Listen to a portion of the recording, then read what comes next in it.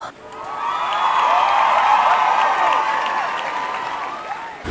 guys! May napanood nga ako sa isang video na gumawa siya ng DIY Coke Float. Gamit lang yung 3 ingredients.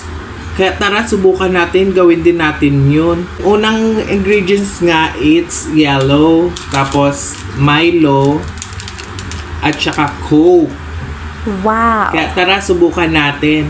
Paghaluin na nga natin yung ingredients guys. Dito ko nga gagawin sa disposable cup.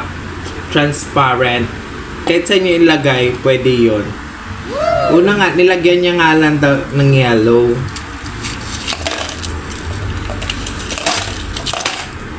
Wala kasi ako mabiling cube ice, kaya yung buo yung binili ko. Nilagyan ko na ng yellow. Pagkatapos, ilalagay na natin yung Milo.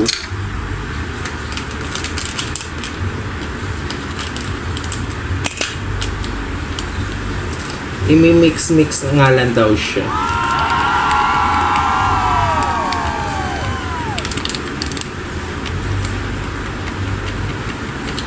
Tignan natin kung lasang Coke Float ba talaga to. Pagkatapos yung pangatlong ingredient is Coke. May bawas na, ininuman na. Wow! Ang daming bula. Hindi mo kita sa video. Haluin ko lang siya para hindi bunga. Subukan natin kung Coke Float ba talaga to. So yan guys, ihahalo-halo lang. Ini-mix lang. Tingnan natin kung lasang Coke Float ba talaga to.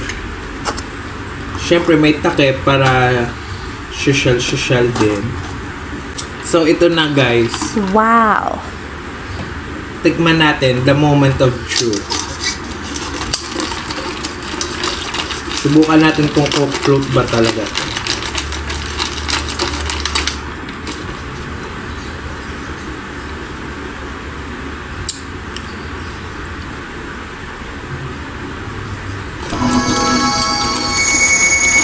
Oo nga, parang Coke Float nga siya. Masarap. Pinagkaiba lang, wala siyang ice cream sa taas. Pero okay na siya.